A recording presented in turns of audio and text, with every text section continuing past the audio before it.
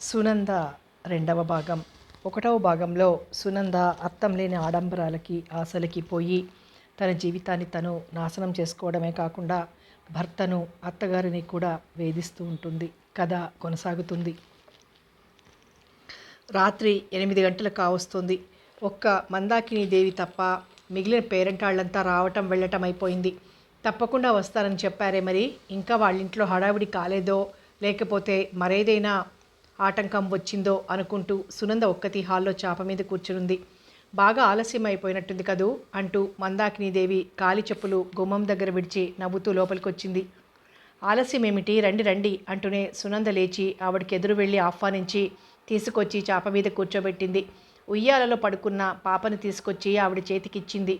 పాప బుగ్గలని సున్నితంగా నిమిరి ముద్దు పెట్టుకొని, పాప అంతా మీ పోలికే అంది మందాకినీదేవి. సునంద హుందాగా నవ్వింది.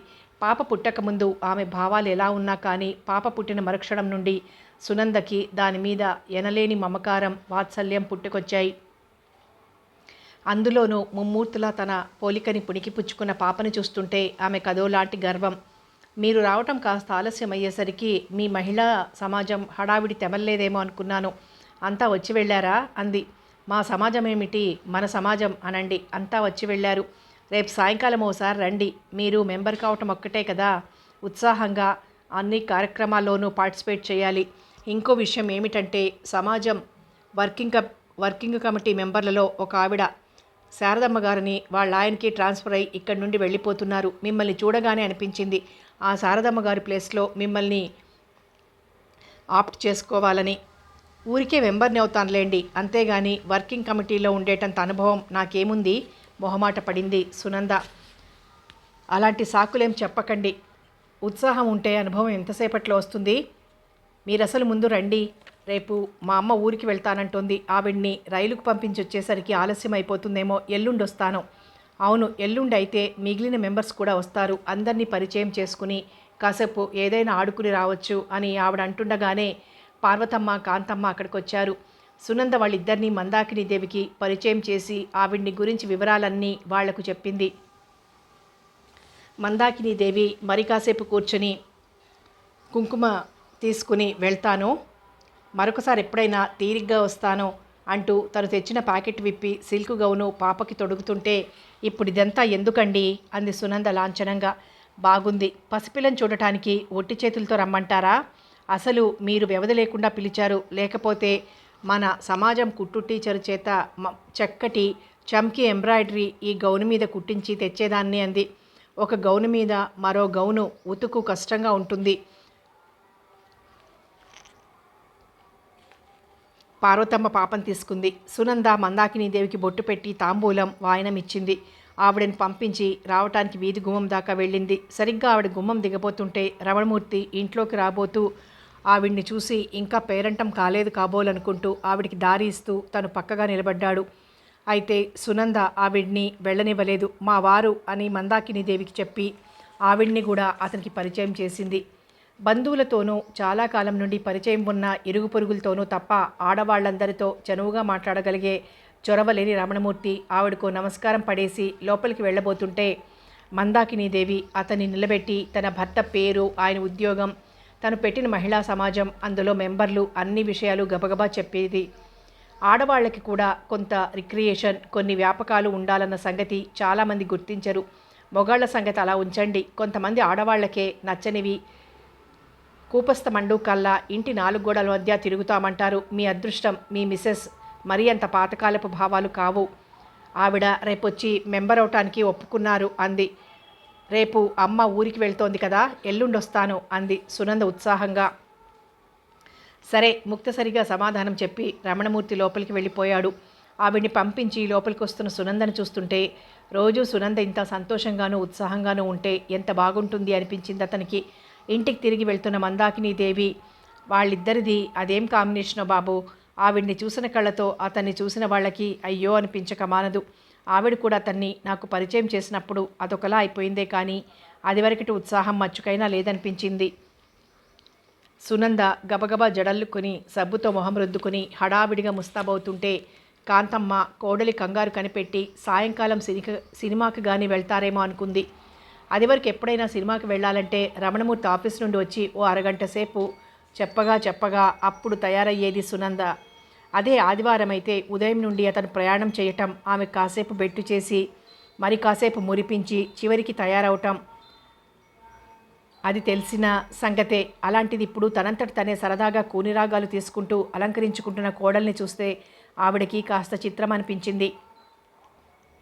అందులోనూ అది వరకు ఏ బాధారా బందీ లేకుండా వెళ్ళటానికే అంత బ్రతిమాలించుకునే కోడలు ఇప్పుడు చంటి పిల్లను కూడా తీసుకువెళ్ళటానికి ఇంత ఉత్సాహం చూపించటం వింతగానే అనిపించింది. అంతలోనే మరో అనుమానం వచ్చింది. పాపని ఇంట్లో ఉంచేసి వెళ్తారేమో అనుకుంది. పోనీ ఉంచితే మాత్రం నాకేం బరువా ఏమిటి? ఆ వేల్టికి ఇన్ని పాలు కలిపి పడితే తాగేసి పడుకుంటుంది. కాకపోయినా అంతమంది జనంలోకి, ఆ రద్దీలోకి పసిదాన్ని తీసుకెళ్లే బదులు ఇంటిలో ఉంచేయటమే మంచిది. వాళ్ళిద్దరూ సరదాగా వెళ్ళొస్తారు అనుకుంది. తనలో తనే ఏవేవో ఊహించుకుంటూ సాయంకాలం వంటకి కూర తరుక్కుంటున్న కాంతమ్మ, అత్తమ్మ అన్న పిలుపు వినిపించి తలెత్తి చూసింది.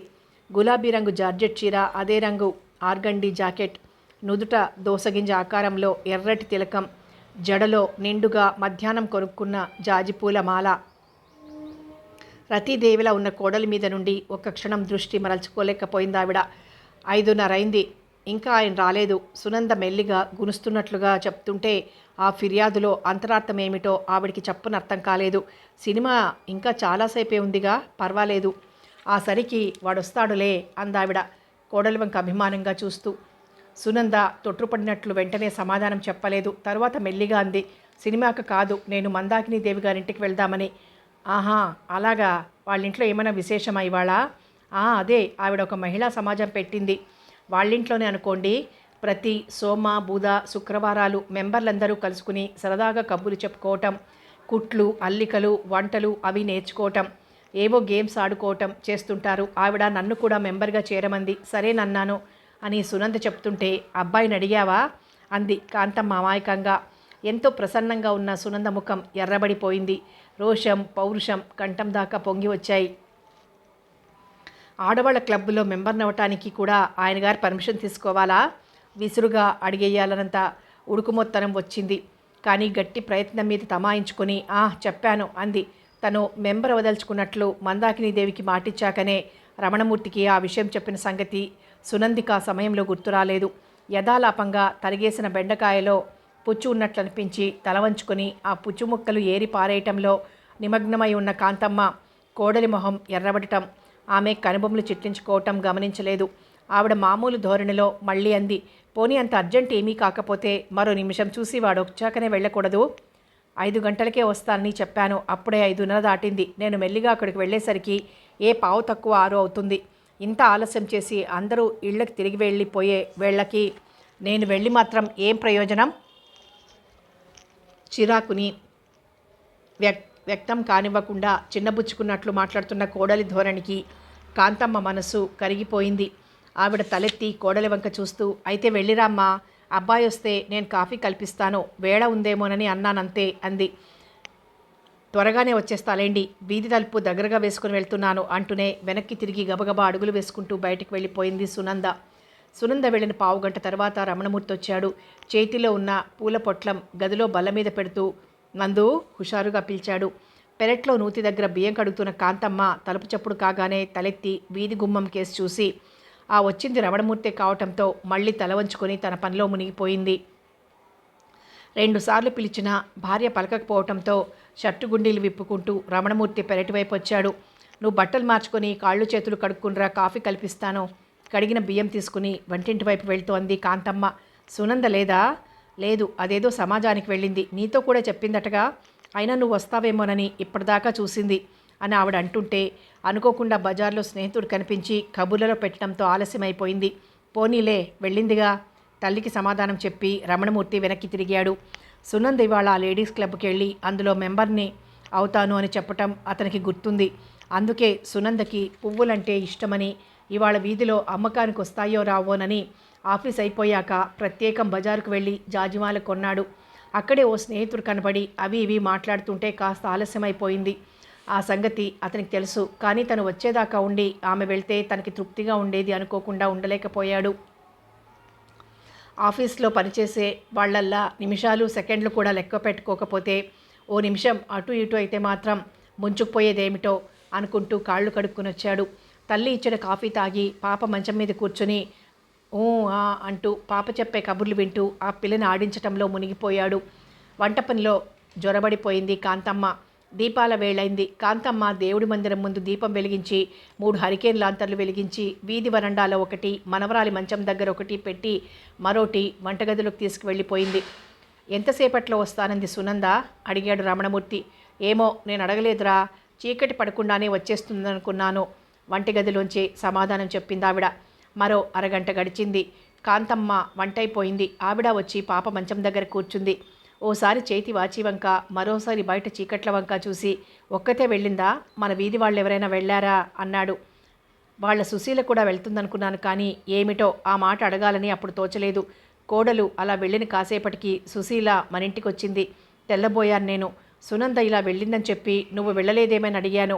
వాళ్ళమ్మకి ఇలాంటివంటే సరదా లేదట, అందుకే ఆవిడ మెంబర్ కాలేదుట. ఈ అమ్మాయి కూడా వెళ్ళలేదట. సరే వెళ్తే వెళ్ళింది, కాస్త చీకటి పడకుండానే రమ్మని చెప్పాల్సింది. అయినా నేను చెప్పకపోతే మాత్రమేం, ఒక్కతి వెళ్ళినప్పుడు ఈ పాటికి వచ్చేస్తే బాగుండేది. కోడలు ఇంకా ఇంటికి రాలేదన్న ఆదుర్ద, త్వరగా రమ్మని ప్రత్యేకంగా చెప్పకుండా పంపించేశాననే కించ వ్యక్తమయ్యాయి ఆవిడ మాటల్లో. సరేలే, నువ్వు చెప్పకపోతే మాత్రం ఆవిడకి ఆ పాటి తనకి తెలియక్కర్లేదు. రమణమూర్తి కాస్త చిరాగ్గా అంటుంటే, తీరా వెళ్ళాక అక్కడ నలుగురితోనూ కబుర్లు చెప్తూ కూర్చుంటే టైం తెలియలేదేమో. ఒక్కతి నడిచి రాలేకపోతే రిక్షాలో వచ్చేస్తుందిలే, కొడుక్కి సర్ది చెప్పి శాంతపరిచింది కాంతమ్మ. ఇంతలో పక్క బట్టలు తడిపేసుకున్న పాప ఏడుపు మొదలుపెట్టింది. రమణమూర్తి చటుక్కున కూతుర్ని చేతుల్లోకి తీసుకుని పక్క తడిసిపోయిందమ్మా అన్నాడు. కాంతమ్మ లేచొచ్చి పక్క బట్టలు మార్చి మళ్ళీ పడుకోబెట్టింది. అయినా పాప ఏడుపు అంతకంతకి ఎక్కువైందే కానీ తగ్గలేదు. ఆవిడ మళ్ళీ పాపని చేతుల్లోకి తీసుకుంటూ టైం ఎంతైందని కొడుకుని అడిగి, పాల వేళైంది, అందుకే ఇంతలా ఏడుస్తోంది అని పిల్లని కొడుకు చేతికిచ్చి పాలు కలుపుకొని వచ్చింది. గోడ గడియారం 8 గంటలు కొడుతుంటే సునంద వీధిలో రిక్షా దిగి చకచకా లోపలికి వచ్చింది. ఇంత ఆలస్యమైందేం? చిరాగ్గా అడగాలనుకున్న రమణమూర్తి సునంద మొహం చూసి ఆ మాటలు మింగేశాడు. సునంద మొహంలో ఉత్సాహం, సంతోషం పరవళ్ళు తొక్కుతున్నట్లుగా ఉంది. భార్య మొహం అంత కళకళలాడుతుండగా ఇంతవరకు ఎప్పుడూ చూసిన గుర్తు కూడా లేదతనికి.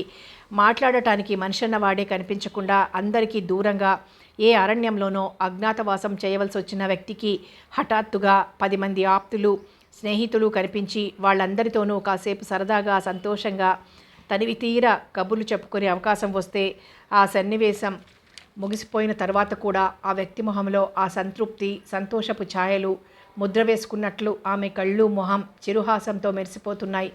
రమణమూర్తి తృప్తిగా, జాలిగా నిట్టూర్చి ఆదరంగా భార్య మొహం చూస్తూ, నీ మాటే అనుకుంటున్నాను, ఒక్కదానివి రాగలిగావా అన్నాడు. భయమేమిటి, ఇంకా ఇప్పుడేగా 8 అయింది, రోడ్డు మీద జనం తిరుగుతూనే ఉన్నారు అంది సునంద. రిక్షాలో రాకపోయావా? కోడలు అంత దూరం నుండి నడిచొచ్చి అలసిపోయిందేమోనని అడిగింది కాంతమ్మ. రిక్షాలోనే వచ్చానని అత్తగారికి సమాధానం చెప్పి బట్టలు మార్చుకురావటానికి లోపలికి వెళ్ళిపోయింది. భోజనాలైనాయి. నిద్రపోతున్న పాపని తీసుకొచ్చి తమ గదిలో మంచం మీద పడుకోబెట్టింది సునంద. ఏమిటి మీ క్లబ్బు విశేషాలు? చదువుతున్న పుస్తకం పక్కన పెట్టి భార్య చేయి పట్టుకుని పక్కన కూర్చోపెట్టుకుంటూ అడిగాడు రమణమూర్తి. క్లబ్బు పేరు వింటూనే సునంద కళ్ళు మరింత కాంతిని నింపుకున్నాయి. అందులో ఎంతమంది మెంబర్లున్నారో, వాళ్ల భర్తలకి ఏ ఏ ఉద్యోగాలో, వాళ్ళ అంతస్తులేమిటో, వాళ్ళంతా తనతో ఎంత కలివిడిగా మాట్లాడారో అన్ని సంగతులు తనకి తెలిసినవి, తాను ఊహించినవి కూడా కలగా పులగం చేసి ఉత్సాహంగా మాట్లాడేస్తుంటే పసిపిల్లని చూస్తున్నట్లు ఆపేక్షగా ఆమె వంకే చూస్తూ వింటూ కూర్చున్నాడు.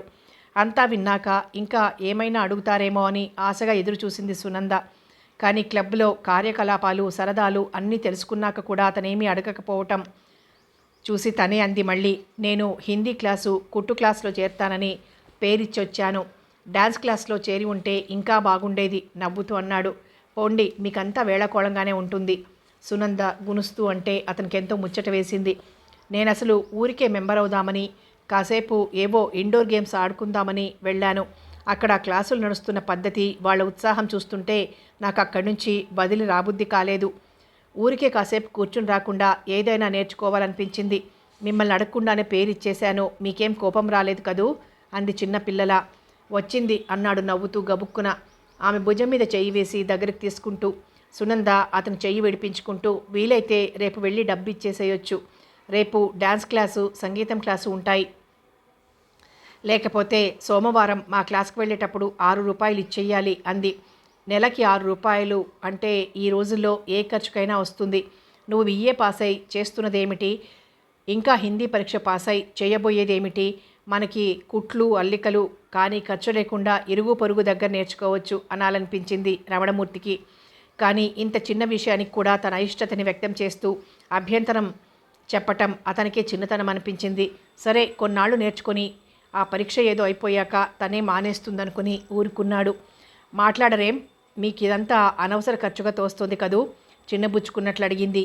తన ఉత్సాహానికి తగిన ప్రోత్సాహం అతని దగ్గర నుండి తను ఆశించిన రీతిలో దొరకకపోవటంతో సునంద మనసు ముడుచుకుపోయింది. నాకు అసలు ఊరికే కూర్చుంటే ఏం తోచదు. మా ఊళ్ళో అయితే చదువో కుట్లో అల్లికలో ఏదో ఒక కాలక్షేపం పెట్టుకునేదాన్ని అంది. మరి అన్నీ వచ్చిన నువ్వు ఇప్పుడు మళ్ళీ కొత్తగా నేర్చుకునేకేముంది అనాలనిపించినా నీ ఉత్సాహాన్ని నేను కాదంటాననుకున్నావా? అలాగే వెళ్దూ గాని అన్నాడు. అంటి ముట్టనట్లున్న సమాధానం ఆమెకెంత మాత్రం తృప్తినివ్వలేదు. అయినా మరింకేమీ అనకుండా ఊరుకుంది. 2 నెలలు గడిచిపోయాయి. సునంద క్లాసులకి శ్రద్ధగా వెళ్తూ మహిళా సమాజం కార్యక్రమాలన్నింటిలో కూడా ఎంతో ఉత్సాహంగా పాల్గొంటుంది. అవాళ గురువారం సునందకి క్లాసులు లేవు. మెంబర్స్ కలుసుకునే రోజు కూడా కాదు. ఇవాళ సాయంకాలం సునందను తీసుకుని సినిమాకి వెళ్ళాలి అనుకున్నాడు రమణమూర్తి. ఆఫీస్కి వెళ్తూ వీధిలో గోడల మీద అంటించిన సినిమా పోస్టర్లు చూస్తూ ఆఫీస్లో తన సీట్లో కూర్చుని మామూలుగా పని చూసుకుంటున్నాడు. 11 గంటలైంది. ఆఫీసర్ దగ్గరుండి పిలుపొచ్చింది. ఎందుకు అనుకుంటూనే లేచి వెళ్ళాడు రమణమూర్తి. నిన్న అతను చేసిన పనిలో 1,00,000 తప్పులు చూపిస్తూ తలవాచేలే చివాట్లు పెట్టాడు ఆ ఆఫీసర్. రమణమూర్తి బిత్తరపోతూ ఆ ఫైల్ ఒకసారి తిరిగేసి చూసి అన్ని పొరపాట్లు జరిగినందుకు నొచ్చుకుంటూ క్షమార్పణ కోరుకున్నాడు. అయినా ఆఫీసర్ దుమదుమలాడుతూ, మీ మీద నమ్మకం కొద్దీ నేను సంతకం పెట్టి పంపించేస్తుంటే ఏమయ్యేది? పైనుంచి ఇన్ని అక్షింతలు నా నెత్తిన పడేవి. ఇంకా ప్రతి విషయం నేనే చూసుకోవాలంటే మీరంతా ఉండి ఏం ప్రయోజనం? ఆఫీస్లో పనిచేసేటప్పుడు మరీ అంత అశ్రద్ధ అయితే ఎలా అన్నాడు. రమణమూర్తి బిడియంగా ముడుచుకుపోతూ, అదివరకు ఎప్పుడైనా ఇలా జరిగిందా? నిన్ననే ఏదో పొరపాటైపోయింది. ఇవాళ అన్నీ మరీ సరిచేస్తా అన్నాడు వినయంగా. సరే, ఇవాల్టి పనికి కూడా లేట్ అవటానికి వీల్లేదు. ఎంత ఆలస్యమైనా సరే పనంతా పూర్తి చేసి మరీ వెళ్ళండి. ఆ సీటులో పని అప్ టు డేట్గా ఉండాల్సిందే అన్నాడు ఆఫీసర్ అక్కడికే తను ఎంతో ఔదార్యం చూపిస్తున్నట్లు. అలాగే సార్ అని చెప్పి అతని దగ్గర సెలవు తీసుకుని యువతలకు వచ్చేశాడు రమణమూర్తి. సీటు ముందు కూర్చొని పని మొదలు పెట్టబోతూ, ఎంత ఆలస్యమైనా సరే పనంతా పూర్తి చేసి మరీ వెళ్ళాలట. ఇంకా నయం, సినిమా మాట సునందకి ముందుగా చెప్పొచ్చాను కాదు అనుకున్నాడు. తలైనా ఎత్తకుండా గంటల తరబడి దీక్షగా పనిచేస్తూ కూర్చున్న అతన్ని ఓ కొలిగ్ వచ్చి భుజం కుదిపి పలకరిస్తూ, ఇవాళ లంచవర్లు కూడా రెస్ట్ తీసుకోదలుచుకోలేదా ఏమిటి అన్నాడు. రమణమూర్తి ఉలిక్కి పడినట్లు తలెత్తి స్నేహితుడి వంక చూసి, అబ్బా, అప్పుడే ఎంత టైం అయిందా? ఇవాళ నాకు పని కాస్త హెవీగా ఉంది, ఎక్కడికి రాను అని చెప్పి ప్యూర్ని పిలిచి కాఫీ తెచ్చిపెట్టమని చెప్పాడు. ఆ కొలిగ్ హోటల్ వైపు వెళ్ళిపోయాడు. కాఫీ తాగి రుమాలతో మొహం తుడుచుకొని మళ్ళీ ఫైల్లో తలదూర్చబోయిన రమణమూర్తికి తలంతా దిమ్ముగా నాదుగా ఉన్నట్టు అనిపించింది. అయినా దానిని లెక్క చేయకుండా పనిలో మునిగిపోయాడు. మెల్లగా సాయంకాలం 5 గంటలైంది. స్టాఫ్ అంతా ఒక్కరొక్కరే పని ముగించుకొని పుస్తకాలు లోపల పెట్టి డ్రాయర్లు తాళాలు వేసుకుంటున్నారు. మరో 5 నిమిషాల్లో ఆఫీసర్తో సహా మిగిలిన అందరూ వెళ్ళిపోయారు. రమణమూర్తి తన ముందున్న ఫైల్ వంక చూశాడు. ఇంకా గంట పైన కూర్చుంటేనే కానీ తరగనంత పనుంది. అప్పటికే అతని మెదడు శరీరము కూడా అలసిపోయాయి. అది చాలదన్నట్లు మధ్యాహ్నం కాస్త నాదుగా అనిపించింది. తలనొప్పి, ఇప్పుడు తల పగిలిపోతుందేమో అన్నట్లుగా ఉంది. ఫైలు లోపల పడేసి లేచి వెళ్ళిపోదామా అనిపించింది. బాగుండదు, చేసిన పొరపాటుకి ఇవాళ అనిపించుకున్న మాటలే చాలు, మళ్ళీ ఇంకోసారి అలాంటిది జరగకూడదు అని మళ్ళీ తనకు తనే బుద్ధి చెప్పుకొని ప్యూన్ని పిలిచి మళ్ళీ ఓ కప్పు కాఫీ, ఓ తలనొప్పి మాత్ర తెప్పించుకున్నాడు. అవి తీసుకుని ఓ పావు గంట అలా కుర్చీలోనే కళ్ళు మూసుకుని కూర్చుని విశ్రాంతి తీసుకుని మళ్ళీ పనిలో లగ్నమైపోయాడు. దగ్గర 7 కావస్తుంటే అతని పని పూర్తయింది. అప్పటిదాకా బయట వరండాలో కనిపెట్టుకుని కూర్చున్న బంట్రోతు మధ్యలో చీకటి పడుతుంటే ఓసారి లోపలికి వచ్చి లైట్ వేసి వెళ్ళాడు. రమణమూర్తి తన డ్రాయర్ తాళం వేసుకుని యువతలకు వచ్చేస్తుంటే బ్రతుకు జీవుడా అన్నట్టు వాడు లోపలికి వెళ్ళి ఆ గది కిటికీలు మూసేసి లైట్ ఆర్పేసి బయట తాళం వేసి తన దారిన పోయాడు. రమణమూర్తి ఉసూరుమంటూ ఇల్లు చేరేసరికి 7:30 అయింది. అతను ఇంకా వీధి గుమ్మంలో ఉండగానే పాప ఏడుపు తారాస్థాయిలో వినిపించింది. ఇంట్లో 2 ఆడవాళ్లు ఉండి కూడా పసిదాన్ని అంతగా ఏడిపిస్తారెందుకో అనుకుంటూనే లోపలికి వచ్చాడు. మధ్య హాల్లో పాపొక్కతే మంచం మీద ఉంది. గొంతు తడారిపోయేలా ఏడుస్తోంది. నందు, అమ్మా, ఒక్కరూ లేరేమిటి? చిరాగ్గా అంటూ పాపని లేవదీసి చేతుల్లో పట్టుకున్నాడు. వంటగదిలోంచి పాల సీసాతో యువతలకొస్తున్న కాంతమ్మ, ఇంకా నిద్రపోతోంది కదా అని నేనక్కడున్నాను. ఇప్పుడు పాలు కలిపి తెచ్చే లోపల ఇల్లు ఎగరగొట్టేస్తుంది నీ కూతురు అంటూ చేతులు చాపి మనవరాలను అందుకుంది. ఈ ఆగడమంతా ఆకలికేనా అని పాపను ముద్దు పెట్టుకుని గోడవారు కూర్చొని పాపను ఒడిలో పడుకోబెట్టుకుని పాలసీసా పాపకు అందించింది. వీళ్ళమ్మేది? వెనక్కి తిరిగి గదిలోకి వెళ్ళబోతూనే యథాలాపంగా అడిగాడు రమణమూర్తి. అదే ఆ సమాజానికి వెళ్ళింది. కొంగుతో పాప నుదుటి మీద చెమట తుడుస్తూ అంది కాంతమ్మ. సమాజానికా? ఇవాళ తనకి క్లాస్ లేదుగా? తెల్లబోతూ అడిగాడు. క్లాస్ లేదు, కానీ ఆ మందాకినీదేవి దగ్గర అవేవో కొత్త రకం మల్లికలు నేర్చుకుంటానని వెళ్ళింది. రమణమూర్తి మరేమీ మాట్లాడకుండా వెళ్ళిపోతుంటే, నువ్వు బట్టలు మార్చుకునిరా, ఈలోగా నేను కాఫీ కలిపి తెస్తాను అంది కాంతమ్మ. మరి నాకు కాఫీ కలపకు, వేళ దాటిపోయింది. అయినా తలనొప్పిగా ఉందని ఆఫీస్లోనే తెప్పించుకొని తీసుకున్నాను అనేసి గదిలోకి వెళ్ళిపోయాడు. బట్టలు మార్చుకుని చన్నీళ్లతో మొహం కాళ్ళు చేతులు కడుక్కునేసరికి ప్రాణం కాస్త తెరిపిగా ఉన్నట్లనిపించింది. కిటికీలోంచి చల్లటి గాలి వచ్చి ఒంటికి హాయిగా తగులుతుంటే కళ్ళు మూసుకొని కణతలొత్తుకుంటూ మంచం మీద పడుకున్నాడు. అలా తన చేత్తో తను నుదురు ఒత్తుకుంటుంటే ఆ స్థానంలో మరో చెయ్యి ఉండి అభిమానంతో తనని సేద తీర్చగలిగితే ఎంత బాగుంటుంది అన్న ఊహ వచ్చి ఒక్కసారి నిట్టూర్చాడు. పూర్వకాలపు పతివ్రతామ తల్లుల్లా అర్ధరాత్రి దాటేదాకా భర్తగారి పాదాలు ఒత్తుతూ ఆ భర్త గాఢ నిద్రలో మునిగిపోయాక అప్పుడు భార్య నిద్రపోవాలని, పగలంతా కూడా ఆయన సేవా సపర్యలలోనే భార్య కాలం గడపాలని తన ఉద్దేశం కాదు. కానీ సునంద నీడలా తన వెంటే ఉంటూ తనకి అవి ఇవి అందించాలని, ఏదీ లేకపోతే నవ్వుతూ కబుర్లతో కాలక్షేపం చెయ్యాలని తనకుంటుంది. తనకే అన్న మాటేమిటి? ఏ మగవాడైనా భార్య సహచర్యాన్ని కోరుకోవటంలో దురాశ కానీ అనుచితం కానీ ఏమీ లేదు. అంతటి సర్వసామాన్యమైనదే తనకి అందుబాటులో లేకుండా పోతోంది. తను మనసా కోరుకునే ఈ చిన్న విషయం సునందకు తెలియదా? తెలిసే ఒకలాంటి అలక్ష్యం, అశ్రద్ధ, కలిసి ఉన్న కాసేపు ముభావంగా అంటి ముట్టనట్లు అడిగిన వాటికి సమాధానం చెప్పటమే కానీ తనకై తాను మనస్ఫూర్తిగా సంతోషంగా పలకరించి మాట్లాడిన సందర్భాలు వేళ్ల మీద లెక్క పెట్టవచ్చు. ఆ క్షణాలు తన జీవితంలో అమూల్యమైనవిగా, ఏ దేవతలో కరుణించి ప్రసాదించిన వరంగా తను భావించుకోవాలి. తనకి తెలుసు, జీవితంలో దేనికోసమో ఆశించి దానిని పొందలేక తనకి దొరికిన దాంతో రాజీ పడలేకపోతోందామె. అది ఆమె బలహీనత. నువ్వు వచ్చేసరికి తన ఇంట్లో లేకుండా ఇప్పుడు ఈ హిందీ అల్లికలు నేర్చుకోకపోతే కొంప మునిగిపోతుందా చెప్పు? అంతగా కాలక్షేపం కాకపోతే ఇరుగు పొరుగు వారి దగ్గరే కావలసిన కుట్లు నేర్చుకోవచ్చు అంటుంది అమ్మ. తను వచ్చేసరికి సునంద ఇంట్లో లేకపోవటం తనకి వెలితిగానే ఉంటుంది. కానీ ఏం చెయ్యటం? ఈ సంసారంలో తృప్తిని శాంతిని పొందలేని సునంద తనకొక వ్యాపకం కాలక్షేపం ఏర్పరచుకుని ఆ విధంగానైనా కాస్త సంతోషంగా ఉండగలిగితే చాలు అనుకున్నాడతను. అందుకే కాస్త అనవసరపు ఖర్చు అనిపించినా తనేమీ అభ్యంతరం చెప్పలేదు. ఒకవేళ తను చెప్పినా ఆమె వినేది కాదేమో. దీనికోసం ఆమె మనసు చిన్నబుచ్చుకొని కళ్ళంట నీళ్లు పెట్టుకోవటం, తను బ్రతిమాలుకొని ఆమె మాటని సమర్థించటం ఎలాగూ తప్పేది కాదు. సరే, ఇంకా ఎవరి అడ్డు లేదు కదా అని క్లాసులు లేని రోజుల్లో కూడా అక్కడికే వెళ్ళి కూర్చోవటం.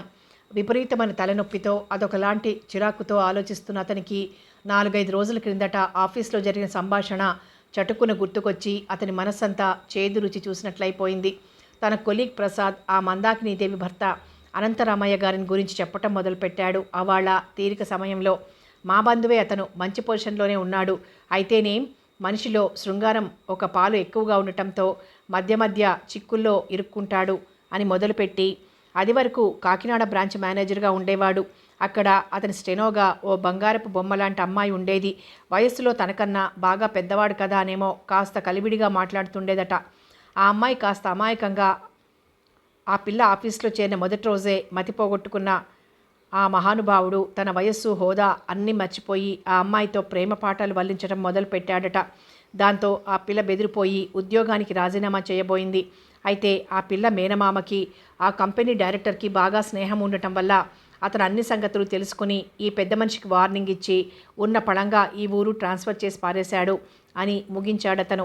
భర్త గుణం అలాంటిదని తెలిసి కూడా ఈవిడ ఈ సమాజం అంటూ ఒక దారిని ఇంట్లో ఏర్పాటు చేసి సాయంకాలం ఆయన ఆఫీస్ నుండి వచ్చి ఇంట్లో ఉండేవేళటికి ఆడవాళ్ళందరినీ చేర్చటం ఏమిటి అనుకున్నాడు రమణమూర్తి విసుగ్గా కణతలొత్తుకుంటూ.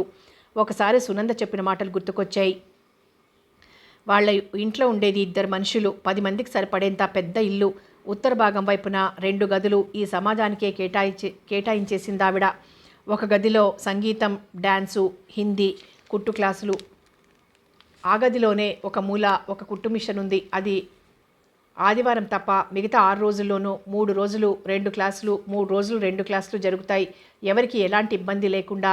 సాయంకాలం 5 నుండి 6 దాకా ఒక క్లాసు, 6 నుండి 7 దాకా ఇంకో క్లాసు జరుగుతాయి. నాకు క్లాసులున్న రోజే మెంబర్స్ అంతా కలుసుకునే రోజు. ఒక్కొక్కరే 5:30, 6 నుండి రావటం మొదలు పెడతారు. రెండో గది వాళ్ళంతా కూర్చొని కబుర్లు చెప్పుకోవటానికి, ఇండోర్ గేమ్స్ ఆడుకోవటానికి కేటాయించారు. మా క్లాస్ అయిపోగానే 7 గంటలకి 2 గదుల్లోనూ మేము ఆటలు మొదలు పెడతాం. ఏదో సరదాగా పావుగంట అని మొదలుపెట్టిన ఆటలు ఒక్కొక్కసారి 8 అయిపోయినా టైం తెలియదు. మేము ఆడుకుంటూ ఒక్కొక్కసారి చిన్నపిల్లల్లా గొడవ చేస్తాం. ఇంట్లో అవతల అనంతరామయ్య గారు ఉన్నారన్న ధ్యాసైనా మాకుండదు. అయినా ఆయన ఏమీ పట్టించుకోరు పాపం అంది. వట్టి ఉబలాటమే కానీ సునందకి లోకజ్ఞానం తక్కువ. ఈ మందాకిని దేవుతో స్నేహం, ఈ సమాజ కార్యక్రమాలు చివరికి ఎందులోకి దారితీస్తాయో ఒకసారి ఎప్పుడైనా హెచ్చరించాలి. కావలిస్తే 5 నుండి 6 దాకా హిందీ నేర్చుకుని వచ్చేసాయి. అంతేకాని కుట్లు, గేమ్స్ అంటూ రాత్రి 8 దాకా కూర్చోవద్దని చెప్పాలి. అలా చెప్తే అర్థం చేసుకుంటుందో లేకపోతే దానికి మరో గొడవ లేవదీస్తుందో. అనంతరామయ్య గారి విషయం ఇది అని చెప్తే నా మీద మీకు నమ్మకం లేదా అంటుందేమో. పోనీ ఆ హిందీ టీచర్ని ఇంటికే వచ్చి చెప్పమంటే జీతం ఎంత అడుగుతుందో. అసలే నొప్పితో దిమ్ముగా ఉన్న తల ఆలోచనలతో ఇంకా వేడెక్కిపోయింది. సరిగ్గా అదే సమయంలో రిక్షాలో ఇంటికి వస్తున్న సునంద ఆ సాయంత్రం నుండి జరిగిన దాన్ని గుర్తు చేసుకుంటోంది. సాయంకాలం 5 గంటలు దాటిపోయింది. అప్పటికే ఆలస్యం అయిపోయిందేమో అనుకుంటూ సునంద గబగబా నడుచుకుంటూ మందాకినీదేవి ఇంటి గేటు సమీపించింది. తన కోసం ఎదురు చూస్తూ వరండాలోనే ఎదురవుతుంది అనుకున్న మందాకినీదేవి అక్కడ లేదు. సాయం సమయంలో చల్లగాలిలో పూల చెట్ల మధ్య తిరుగుతూ వాటి అందాన్ని, పరిమళాన్ని తనివిదీరా ఆస్వాదించి ఆనందించటం మందాకినీదేవి దినచర్యలలో ఒకటి. అది తెలిసిన సునంద కళ్ళు ఆత్రంగా కాంపౌండ్లో చెట్ల మధ్యకి మళ్ళాయి. ఆవిడ అక్కడా లేదు. ఇవాళ ఇంకా ఇంట్లో పని తెమల్లేదా ఏమిటి అనుకుంటున్న సునంద దృష్టి హఠాత్తుగా గేటు బయట రోడ్డు వారాపిన నిగనిగలాడుతున్న నల్లటి కారు మీద పడింది. ఎవరు వచ్చినట్లున్నారనుకుని తన ఆ సమయంలో లోపలికి వెళ్ళటమా మానటమా అని ఒక్క క్షణం తటపటాయించి చివరికి లోపలికే దారి తీసింది. మధ్య హాల్లో కూర్చొని గలగల కబుర్లు చెప్పుకుంటున్న 10 మందిని చూడాలనుకున్న సునందకి ఆశాభంగమే అయింది. హాల్ అంతా నిశ్శబ్దంగా ఉంది. సోఫాలో ఓ మూల వాలి కూర్చుని తీరిగ్గా పేపర్ చదువుకుంటున్న వ్యక్తి కనిపించాడు. చుట్టాలు ఎవరో వచ్చారనుకున్నాను. ఇంత చేస్తే అనంతరామయ్య గారేమో ఇక్కడున్నది అనుకుంటూ మరోసారి అటు చూసింది. అది అనంతరామయ్య గారి స్థూలకాయం కాదు. పోనీ ఎవరైతే నాకెందుకు అనుకుంటూనే ముందుకు వెళ్ళబోయింది. ఆ అలికిడికి ఆ వ్యక్తి మొహానికి అడ్డంగా ఉన్న పేపర్ తొలగించి అటు చూశాడు. లోపలికి వెళ్ళబోతున్న సునంద కూడా సరిగ్గా అప్పుడే ఎందుకో పక్కకు తిరిగి చూసింది. కొత్త మనిషిని చూసి తడబడుతూ చూపులు మరల్చుకొని ముందుకు నడవబోతుంటే లోపల నుండి మందాకినీదేవి అక్కడికి వస్తూ నీ మాటే అనుకుంటున్నాను, ఎంతసేపు అయిందొచ్చి అని పలకరించింది. ఇప్పుడేనండి, బయట భుజాల చుట్టూ కప్పుకుంటూ సమాధానం చెప్పింది సునంద. గోపి, ఈవిడ మిసెస్ సునందామూర్తి, ఈ ఊళ్ళో నా బెస్ట్ ఫ్రెండు. వీడు మా పిన్ని కొడుకు నందగోపాల్, బెజవాడలో లాయర్ అంటూ పరిచయాలు పూర్తి చేసింది మందాకిని. ఇవాళకి ఇంకా కుట్టు అల్లికలు ఏమీ వద్దు కానీ కాసేపు కూర్చొని కబుర్లు చెప్పుకుందాం అంటూనే ఆవిడ సోఫాలో తమ్ముడు పక్కన కూర్చొని సునందని కూడా కూర్చోమని ఇంకో సోఫా చూపించింది. కూర్చొని మాట్లాడుకోండని సునందకు చెప్పి పేపర్ చేత్తో పట్టుకుని పక్క గదిలోకి వెళ్ళిపోబోయాడు నందగోపాల్. బాగుంది, సునంద ఏ ఇక్ష్వాకుల కాలం నాటివారో అనుకుంటున్నావా?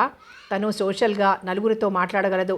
నువ్వు కూర్చో, మీ బెజవాడ విశేషాలు చెప్పు అంది మందాకినీదేవి. సునంద బిడియంగా చిరునవ్వు నవ్వి వెళ్ళి కూర్చుంది. అట్టే బెట్టు చేయకుండా నందగోపాల్ కూడా అక్కగారి పక్కన కూర్చున్నాడు. అవతల క్లబ్బు గదిలో నుండి సంగీతం పాఠాలు మెల్లిగా వినిపిస్తున్నాయి. మ్యూజిక్ క్లాస్లో ఎంతమంది స్టూడెంట్స్ ఉన్నారు? నందగోపాల్ సంభాషణకు ఉపక్రమిస్తూ అడిగాడు. 5 అంది మందాకినీదేవి. డ్యాన్స్ క్లాస్లో బొత్తిగా 3 ఉన్నారు కదూ? ఏదో మాట్లాడాలి అన్నట్లు అడిగింది సునంద. నేర్చుకునే వారి శ్రద్ధ అలాగే ఉంది, చెప్పే ఆవిడ శ్రద్ధ అలాగే ఉంది. మరో మంచి డ్యాన్స్ టీచర్ దొరికితే ఈవిడ్ని మాన్పించేద్దామనుకుంటున్నాను అని మందాకినీదేవి అంటుంటే, మొన్న కామాక్షిదేవి ఎవరిని గురించో చెప్పారు కదూ అంది సునంద. అబ్బో, ఆ టీచర్కి డబ్బు ఆశ బాగా ఎక్కువ, మన సమాజం భరించలేదు. డబ్బు కోసం చూసుకుంటే ఎలా? టాలెంట్ ముఖ్యం కదా అన్నాడు నందగోపాల్. ఇచ్చే స్తోమత ఉంటే ఎన్ని కబుర్లైనా చెప్పొచ్చు. నెలకి 8 రూపాయలు డ్యాన్స్ క్లాస్కి ఇవ్వాలంటేనే ఇక్కడి మెంబర్సు ముఖాలు చూసుకుంటున్నారు. ఇంకా ఎక్కువ ఇవ్వమంటే అసలు మా అమ్మాయికి ఆటాపాట అక్కర్లేదంటారు. ఇప్పుడు మొత్తం యాక్టివిటీయే నిలిచిపోతుంది. ఏదో వాళ్ళిచ్చే డబ్బుకి ఈ మాత్రంగా చెప్తే చాలే. ఏదో ఆవిడ మొగుడి ఉద్యోగరీత్యా ఈ ఊరొచ్చింది. చిన్నప్పుడు హాబీగా నేర్చుకున్న విద్య ఇప్పుడు సరదాగా పిల్లలకి తక్కువ జీతానికే ఈ సమాజంలో చెప్పడానికి ఒప్పుకుంది కనుక మనకు దొరికింది. కానీ అదే వృత్తిగా పెట్టుకున్న వాళ్ళని మనమెక్కడ భరించగలం? నేను మధ్య మధ్య టాలెంట్ అని బాధపడుతుంటాను. కానీ మిగిలిన మెంబర్సు కోఆపరేట్ చేయనప్పుడు నేను చేయగలిగింది ఏముంది? కాస్త విరక్తిగా సమాధానం చెప్పింది మందాకినీ దేవి.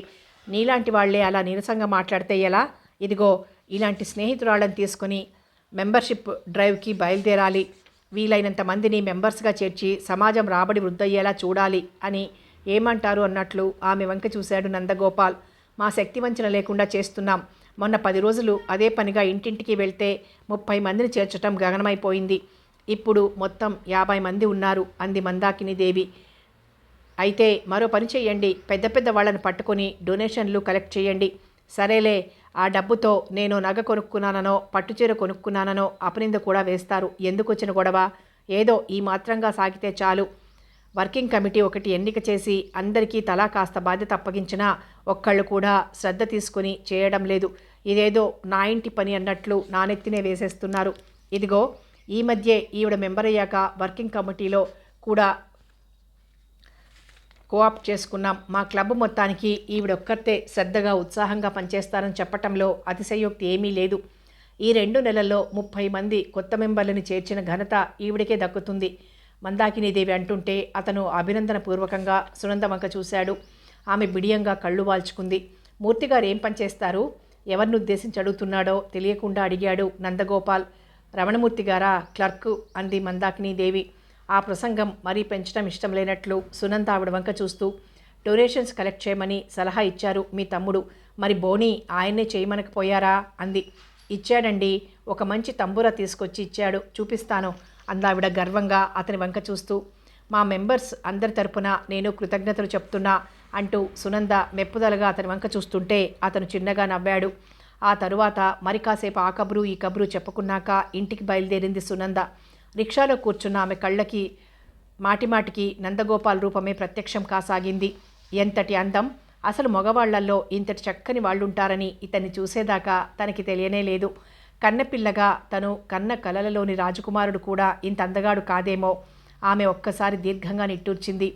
సామాన్య సంసారులైన వీరభద్రం, పార్వతమ్మగార్ల 7 సంతానంలో రెండవది సునంద. ఆడపిల్లల్లో పెద్దది. కాకిపిల్ల కాకికి ముద్దు అన్నట్లు తల్లిదండ్రుల కళ్ళకి తమ సంతానం చక్కని వాళ్లుగానే కనిపిస్తారు. ఇంకా నిజంగా అందంగా ఉన్న పిల్లలైతే ఆ తల్లిదండ్రులకు ఎంత గర్వంగా ఉంటుందో చెప్పలేం. తమ పిల్లలు అప్సరసలని, తలదన్నేటంతటి అందగత్తెలని, సర్వసృష్టి వాళ్ల సౌందర్యం ముందు మోకరిల్లుతుందని వాళ్ళకనిపిస్తుంది. ఎంత అనాకారిగా ఉన్న కన్నెపిల్లైనా భవిష్యత్తును గురించి తీయని కలలు కనకుండా ఉండలేదు. ఇంకా అలాంటప్పుడు అందగత్తెలు కనే కలల గురించి చెప్పేదేముంది? సునంద విషయంలో సరిగ్గా అలాగే జరిగింది. అట్టే ఆస్తి సంపాదన లేక 3 మగపిల్లలకి 4 ఆడపిల్లలకి తండ్రైన వీరభద్రం తాను అంతగా కట్న కానుకలు ఇవ్వలేకపోయినా తమ పిల్లల అందం చూసి ఏ పిల్ల జమీందార్లో తన కల్లుళ్ళవుతారని ఊహించుకుంటూ ఉండేవాడు. పోనీ అంటే కేవలం అలాంటి ఊహలతోనే తృప్తి పడకుండా అలాంటి సంబంధాల కోసమే అతను ప్రయత్నం చేసేవాడు. అలా చూసిన వాళ్లల్లో కొంతమంది వీరభద్రం తమ అంతస్తుకి తూగలేకపోయినా సునందని చూసి ముచ్చటపడి అంగీకరించారు. అయితే అదేం ప్రారంధమో అలా ఇష్టపడిన వాళ్లల్లో ఒక్కరూ ఆమెకి నచ్చలేదు. ఒకడికి ఎత్తుపళ్ళైతే ఇంకొకడికి పలువరస లోపలికి ఉండి బోసినూరులా కనిపిస్తుంది. ఒకరికి మిడిగుడ్లైతే ఇంకొకరికి గుంతల్లోకి ఉన్న కళ్ళు. ఒకడిది నేరేడు పండు రంగైతే మరొకడిది కళాకాంతి లేని తెల్ల కాగితం రంగు. ఇది వరస. సునంద అభిప్రాయాలతో ఇంట్లో వాళ్ళంతా ఏకీభవించి వాళ్ళందరినీ వదులుకున్నారు. అయితే ఇంటిల్లిపాది మెచ్చి సునంద ముచ్చటపడిన పెళ్లి కొడుకులు లేకపోలేదు. అలాంటి వాళ్ళు అనుకున్నదొకటే, ఈ మాత్రం అందగత్తెలు అంతస్తుకి తగ్గవాళ్లలో మాత్రం ఉండరా ఏమిటి? అచ్చట ముచ్చట తీరకుండా ఈ సంబంధం మనకెందుకు అని. చివరికి ఏ సంబంధం కుదరక కాబోయే భర్తను గురించి సునంద రంగురంగుల హర్మ్యాలు నిర్మించుకుంటూ కలల్లో తేలిపోతుండగానే 5 సంవత్సరాలు గడిచిపోయాయి. ఈలోగా ఈ అమ్మాయి తరువాత ముగ్గురు ఆడపిల్లలు కూడా పెళ్లికి ఎదిగి కూర్చున్నారు. వీరభద్రం దంపతులకి ఒకలాంటి విసుగు నిర్లిప్తత కలగటం మొదలుపెట్టాయి. ఒక అమ్మాయి పెళ్లికే 5 సంవత్సరాలు ప్రయత్నించినా ఒక్కటి కలిసి రాలేదంటే ఇంకా నలుగురికి పెళ్లి చేసి అత్తవారింటికి పంపించేసరికి తమ జీవితకాలం పరిసమాప్తి అవుతుందేమో అనిపించింది. అయిన వాళ్ళు బంధువులు కూడా తోచిన సలహాలు ఇవ్వటం మొదలుపెట్టారు. మీ అమ్మాయికేం చిలకలాగుంటుంది, ఎవరైనా కళ్ళకద్దుకొని మరీ చేసుకుంటారంటూ వాళ్ళని ఉబ్బేసిన వాళ్లే ఎవరదృష్టం ఎలా ఉంటే అలా అవుతుందని సరిపెట్టుకోవాలి. కానీ మనం పిల్లల్ని తీసుకెళ్ళి అందలం ఎక్కించాలంటే మాత్రం అయ్యే పనా అని చెప్పడం మొదలుపెట్టారు. చివరికి వాళ్ళకి యథార్థం గుర్తించక తప్పలేదు. అయితే ఈ 5 ఏళ్లలోనూ కొంత మార్పు జరిగింది. పిల్లల చదువులకి దానికి ఖర్చయిపోవటం వల్లనైతేనే, వీరభద్రం రిటైర్ అయి నెల పూర్తి జీతం అందకపోవటం వల్లనైతేనే అతని స్థితి కాస్త దిగజారింది. అటు కట్నాల రేటు మాత్రం పెరిగిపోయింది. అది వరకు 3,000కి ఒప్పుకుంటారు అనుకున్న సంబంధానికే ఇప్పుడు 5,000 అడుగుతున్నారు. వీరభద్రం దంపతులకి తాము చేసిన పొరపాటు తెలిసొచ్చింది. ఇకనైనా కాలాతీతం చేయకుండా ఎలాగో 4 ఆడపిల్లలకి పెళ్లిళ్ళు చేసేయాలని నిశ్చయించుకున్నారు. అలా చూసిన వాటిలో రమణమూర్తి సంబంధం వాళ్ళకి పర్వాలేదనిపించింది. పెద్ద ఆస్తి లేకపోయినా అన్నవస్త్రాలకి లోటుండదు. నెలకి 200 సంపాదించుకుంటున్నాడు. ఉండటానికి స్వంత ఇల్లుంది. అదృష్టం బాగుంటే ఆ ఉద్యోగంలోనే పైకొస్తాడు.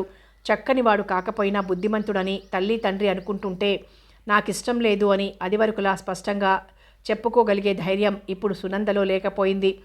తన ముఖం చూసి తన మనస్సు వాళ్ళు అర్థం చేసుకుంటారు అనుకుంది. కానీ అర్థమైనా వాళ్ళు గుండె రాయి చేసుకున్నారని తర్వాత అనిపించింది. అంటే వాళ్ళకి ఆమె మీద ఏదో శత్రుత్వం ఉందని కాదు, కానీ పెళ్ళై సంసారంలో పడితే తనే సరిపెట్టుకుంటుందనుకున్నారు. ఆ మాటే కూతురికి నచ్చచెప్పారు కూడాను. రమణమూర్తి సంబంధం నిశ్చయం చేసుకుంటున్న నాడు సునంద గాలిమేడలు ఒక్కొక్కటే కూలిపోయి అందులో తాను ప్రతిష్ఠించుకున్న అందాల చందమామలంతా ఇప్పటికైనా తెలుసుకున్నావా నీ అంతస్తేమిటో అని వెక్కిరిస్తున్నట్లు అనిపించింది. సునందకి ఉడుకుమోత్తనం వచ్చింది. తల్లి తండ్రి ఇరుగు పొరుగు అందరితో పోట్లాడాలనిపించింది. ఒళ్ళంతా రక్కుకుని ఓ మూల ఏడుస్తూ కూర్చోవాలనిపించింది. కానీ ఏదీ చెయ్యలేకపోయింది. అందుకే ఆ అమ్మాయికి తనని చూస్తే తనకే జాలి, రమణమూర్తిని చూస్తే భరించలేనంత కోపం. ఇవి వివాహానికి ముందు సునందలో గడ్డకట్టుకుపోయిన భావాలు. భగవంతుడు నీకు ప్రసాదించిన జీవితం ఇదే, దీనితోనే నువ్వు తృప్తిపడాలి అని మధ్య మధ్య అంతరాత్మ గొణుకుతుంటే వినలేక, చివరికి ఒకసారి భర్తే తనకు అర్థమయ్యేలా నచ్చ చెప్పిన దాన్ని కాదనలేక ఆమె ఈ జీవితంతో రాజీ పడాలని ఎంతో ప్రయత్నించింది. కానీ ఆమెకి పూర్తిగా గెలుపు దొరకలేదు. మారాం చేస్తూ అటు ఇటు పరుగులు పెడుతున్న పసివాడిని మంచి మాటలతో లాలించి బెదిరించి సరైన దారికి తీసుకురావడానికి ప్రయత్నించే తల్లిలా సునంద తన మనసుకి నచ్చచెప్పుకోవాలని ఎంతగానో ప్రయత్నించింది. కానీ ఒక్కసారి లొంగినట్లే కనిపించి మళ్ళీ అంతలోనే పాతదారిలో పరుగులు పెట్టే మనసు మీద ఆధిపత్యం సంపాదించటం ఎలాగో ఆమెకు తెలియటం లేదు. ఇల్లొచ్చేసింది, దిగండమ్మా. తరచూ వచ్చే రిక్షా ఆపి హెచ్చరించడంతో సునంద తుళ్ళిపడింది. పర్సు తెరిచి డబ్బిచ్చి రిక్షా దిగి ఇంట్లోకి వస్తూ చేతి వాచి కేసు చూసుకుంది. 8:30. ఆ అల్లికేదో నేర్చుకుని అరగంటలో వస్తానన్న దానివి ఇంతసేపు చేశావేమిటమ్మా? వాడికి తలనొప్పట, కాఫీ అయినా తాక్కుండా పడుకున్నాడు. కొడుకు అవస్థ చూడలేక ముందు గదిలోనే అడిగింది కాంతమ్మ. ఏదో ఆలస్యమైపోయింది. గదిలోకి దారి తీసింది. నుదుటి మీద చెయ్యి ఆనించుకుని పడుకున్న రమణమూర్తి సునందను చూసి కూడా పలకరించకుండా ఎటో చూడటం మొదలుపెట్టాడు. అతనికి కోపం వచ్చిందని తెలుసుకుంది. తలనొప్పి వచ్చిందట, ఎలా ఉంది అంటూ దగ్గరగా వెళ్ళింది. తలనొప్పి సంగతి నీకెందుకులే, కబుర్లతోటి సరదాలతోటి బాగా కాలక్షేపం చేసుకుని వచ్చావుగా నువ్వు. నేనేం కబుర్లు చెప్పుకోవటానికి వెళ్ళలేదు, ఆవిడ దగ్గర అల్లికలు నేర్చుకుందామని వెళ్ళాను చిరాగ్గా సమాధానం చెప్పింది. కుట్టు క్లాసుకని హిందీ క్లాసుకని నెలకి 6 రూపాయలు ఇస్తూనే ఉన్నావు. వారానికి 3 సార్లు దానికోసం వెళ్ళాలి. అది కాకుండా ప్రత్యేకంగా మాట్లాడాలనో ఏదో నేర్చుకోవాలనో లేకపోతే కొత్త మెంబర్లను చేర్పించాలనో రోజు ప్రయాణం అవుతుంటే రిక్షాలకు ఎంత ఖర్చు అవుతుందో నీకేమైనా తెలుస్తోందా? ఆవిడకైనా మతి లేదా ఏమిటి? ఇలాంటివి ఏ మధ్యాహ్నం పూట పెట్టుకోక మగవాళ్ళు ఆఫీసుల్లో అలసి ఇంటికి వచ్చేసరికి ఇంటి పట్టున లేకుండా ఈ ఆడవాళ్ల సమాజం అంటూ అక్కడికి పోవడం, ఇంట్లో వీళ్ళు దిక్కు మొక్కు లేని వాళ్ళల్లా వీళ్ళు అవస్థలు పడటం ఎప్పుడూ లేనిది. చాలా కటువుగానే మాట్లాడాడతను. అప్పటిదాకా గతాన్ని తలపోసుకుంటూ అసలే ఉడుకుమోత్తనంగా ఉన్న ఆమె కళ్ళల్లో నీళ్లు తిరిగాయి. ఈయన్లో నేనేం చూసి పెళ్లికి ఒప్పుకున్నానో అనిపించేటంత కోపం వచ్చింది. తన కన్నీళ్లు అతని కంటపడకుండా కిటికీ దగ్గరికి వెళ్ళి నిలబడి బయటికి చూస్తూ మెల్లిగా కళ్ళొత్తుకుంది. ఎంత ఒత్తుకున్నా అవి మళ్ళీ మళ్ళీ తడవుతూనే ఉన్నాయి. నీటి పొరలో మసకగా కనిపిస్తున్న ఆ కళ్ళ ముందు ఒకనాడు తాను నిరాకరించిన పెళ్లి కొడుకులంతా వరుసగా వచ్చి నిలబడినట్లయింది. అంతటి వాళ్లనే వద్దని చెప్పగలిగిన నేను నోరు మూసుకుని ఈ సంబంధానికి ఎందుకు అంగీకరించాను? స్కూల్ ఫైనల్ పాస్ అవ్వగానే పెళ్లి చేస్తామంటూ చదువు మాన్పించినా ఎంతకీ ఏ సంబంధం కుదరకపోవటంతో అమ్మ వాళ్ళని ఒప్పించి కాలేజీలో చేరి BA పాస్ అయిన నేను తర్వాత ఉద్యోగం చేస్తానని వాళ్ళనెందుకు అడగలేదు? ఆ విధంగా వాళ్ళకి ఆర్థికంగా కాస్త ఇబ్బందిని తీరుస్తానని నేను అని ఉంటే అమ్మ వాళ్ళు నా పెళ్లికి తొందరపడేవారు కాదేమో. నలుగురు అమ్మాయిలు పెళ్లికి ఎదిగి కూర్చున్నారని బెంగ పెట్టేసుకోకుండా మా నలుగురిని ఉద్యోగాలలో చేర్పించి ఉంటే మెల్లిగా మాకు నచ్చినవాడు దొరికినప్పుడు మా పెళ్లి మేమే చేసుకునేవాళ్ళం. మా జీతం నిలవేసుకుంటే మా పెళ్లి ఖర్చుకు సరిపోయేది. ఆ మాత్రం ఆధారం మాకుంటే మేము ఇంకొకళ్ళ ముందు ఇలా పైసకి చెయ్యి జాచాల్సిన గతి పట్టేది కాదు. ఈయనతో సమంగా చదువుకున్నాను. ఈయన కంటే పెద్ద ఉద్యోగం సంపాదించుకోలేకపోయినా కనీసం ఇంత జీతమైనా తెచ్చుకోగలిగేదాన్ని. నేను నెలకి 200 తెచ్చుకుంటుంటే ఇలా నెలకి 15, 20 నా కోసం ఖర్చవుతుందని ఈయన నన్ను నిలదీసి లెక్కలడిగి తలవాచైలా చివాట్లు పెట్టగలే ధైర్యం ఉండేదా? నా డబ్బు నా ఇష్టమని స్పష్టంగా చెప్పగలిగేదాన్ని. అంతేకాదు నాకు కావలసిన చీరలు నగలు కొనుక్కోగలిగేదాన్ని. ఇంత హీనంగా ఇలా బానిసలా పడి ఉండే దౌర్భాగ్యం పట్టేది కాదు. అమ్మ వాళ్ళు ఈ పెళ్లి నిశ్చయం చేసి నా మెడలు వంచి ముడేయించారనుకుంటూ ఇంకక్కడ ఒక్క క్షణం కూడా నిలబడటం ఇష్టం లేని దానిలా స్టాండ్ మీద చీర తీసుకుని గబగబా అవతలికి వెళ్ళిపోయింది. బట్టలు మార్చుకుని కాళ్ళు కడుక్కుని వచ్చేసరికి కాంతమ్మ ముగ్గురికి వడ్డన ప్రారంభం చేసింది. అన్నానికి రండి ముభావంగానే పిలిచిందామె. రమణమూర్తి మరేం మాట్లాడకుండా లేచి వెళ్ళాడు. అయిష్టంగానే ఆమె కూడా కంచం ముందు కూర్చుంది. తలనొప్పితో నోటికేమీ హితవు లేనట్లుండి రమణమూర్తి 4 మెతుకులు కతికి లేచిపోయాడు. మనస్సు బాగుండక ఏం తినాలనిపించక సునంద 2 ముద్దలు తిని చేయి కడుక్కుంది. ఎడమొహం పెడమొహంగా ఉన్న కొడుకు కోడల్ని చూసి అదోలా అనిపించినా ఇద్దరిలో ఎవరికీ ఏమీ చెప్పలేక తనలో తనే మదనపడుతూ ఆకలి తీరకుండానే మజ్జిగ పోసేసుకుంది కాంతమ్మ. పాపని పక్కలో పడుకోబెట్టుకుని మౌనంగా కళ్ళు మూసుకుని నిద్ర నటిస్తున్న సునందని చూస్తుంటే అతనికి ఏమిటో జాలిగా ఉంది. అప్పటికి మాత్రం పనిచేయటం వల్ల తలనొప్పి కాస్త సర్దుకుంది. మజ్జిగన్నం కడుపులో పడి కాస్త చల్లగానూ ఉంది.